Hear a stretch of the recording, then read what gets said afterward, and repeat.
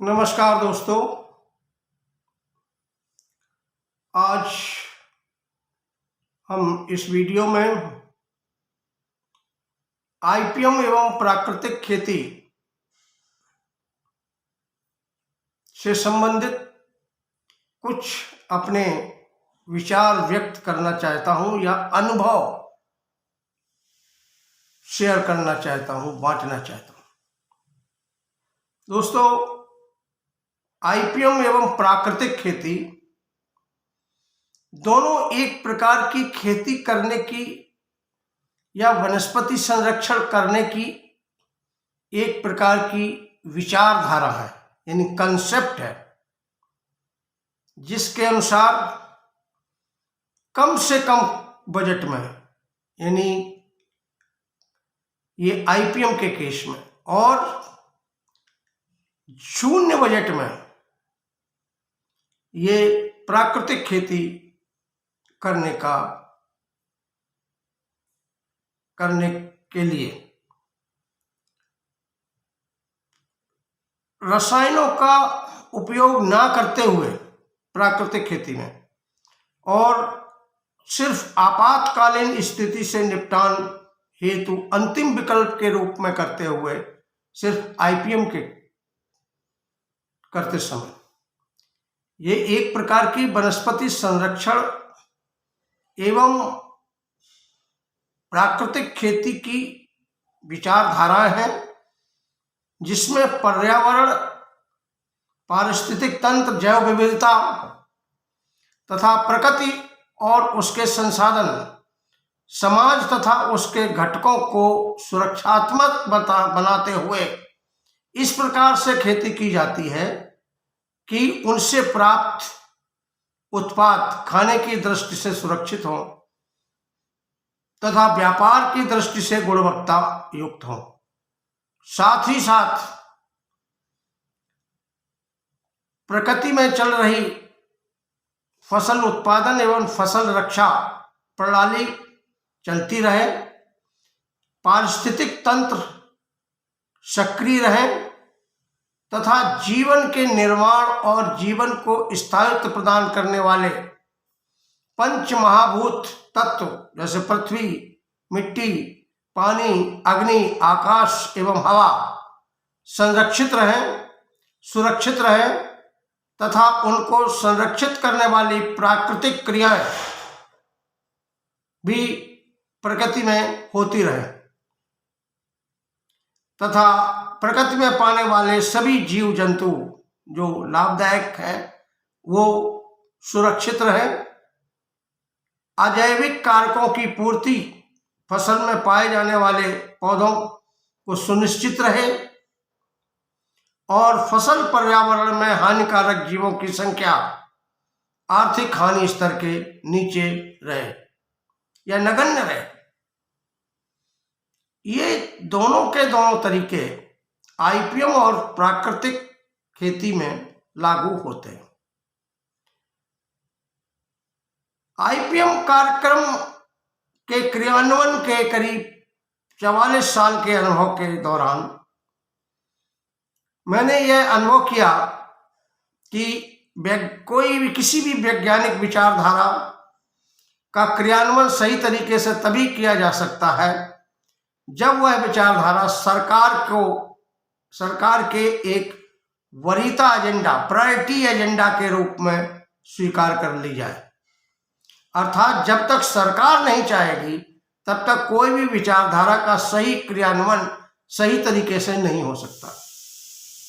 यह भी महसूस किया गया है कि किसी भी विचारधारा का नीति का क्रियान्वयन प्रशासनिक अधिकारियों के द्वारा ही किया जाता है, जो कि किसी भी विभाग में एक विशेष अवधि के लिए आते हैं और कार्य करते हैं, फिर दूसरे विभाग में चले जाते हैं। इस अवधि के दौरान ये अधिकारी किसी विशेष विषय पर अथवा गतिविधि को महत्व देते हैं और उसमें सरकार के हिसाब से उत्कृष्ट कार्य करके अन्य विभाग में चले जाते हैं। इस दौरान हुए राजनीतिक तथा राजनेताओं, मंत्रियों आदि के विचारधारा के अनुसार कार्य को वरीयता देते हैं ये अधिकारी। आईपीएम के क्रियान्वयन हेतु विभिन्न प्रकार के इनपुट किसानों को उनके द्वार पर उनकी उपलब्धता सुनिश्चित करने के लिए रासायनिक कीटनाशकों के समांतर जैविक कीटनाशकों, जैव नियंत्रण कारकों, विभिन्न प्रकार के ट्रैप्स आदि के उत्पादन के लिए सरकार की ओर से अभी तक बहुत कम प्रयास किए गए हैं तथा अभी तक कोई भी उत्पादन इंडस्ट्री नहीं लगाई गई है जिससे ये इनपुट किसानों को उनके द्वार पर उपलब्ध नहीं हो पाते हैं और आईपीएम का क्रियान्वयन सही ढंग से नहीं हो पाता है। अक्सर ये देखा गया है कि लगभग सभी सरकारी विभागों में, चाहे वह राज्य सरकार के अधीन हो या केंद्र सरकार के, बहुत सारे पद रिक्त पड़े हुए हैं जिनसे किसी भी वैज्ञानिक विचारधारा का क्रियान्वयन फील्ड लेवल तक सही ढंग से नहीं हो पाता। अतः यह आवश्यक है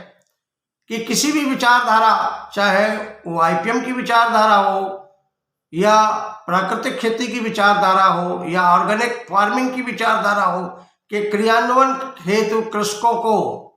प्रशिक्षित करने की वरीयता दी जाए, सीधे किसानों को प्रशिक्षित किया जाए जिससे इन कृषि क्रियाओं का क्रियान्वयन वे अपने खेतों में कर सकें और उनका प्रचार एवं प्रसार अपने ही द्वारा कर सकें, क्योंकि आजकल अधिकांश कृषि एवं प्रसार कार्यकर्ता की पोस्ट खाली होने की वजह से बहुत कम प्रचार एवं प्रचार का काम कम हो पाता है। आईपीएम एवं प्राकृतिक खेती, इनके सभी भागीदारों में जन जागरूकता, कौशल विकास, सशक्तिकरण एवं उनको सक्षम बनाने तथा विचारधारा परिवर्तन तथा खेती में रसायनों के प्रयोग को कम से कम करने अथवा ना करने का एक जन आंदोलन है। इस जन आंदोलन को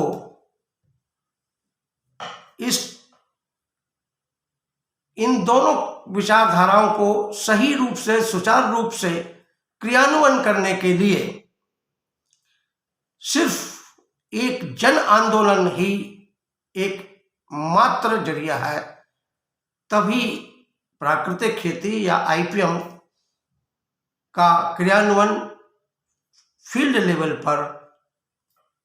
सही तरीके से, सुचारू रूप से हो सकेगा। सिर्फ सरकार के भरोसे छोड़ देने से इनका क्रियान्वयन सही तरीके से नहीं हो पाएगा। अतः जन आंदोलन, जन भागीदारी से ही इन दोनों का क्रियान्वयन किया जा सकता है। धन्यवाद।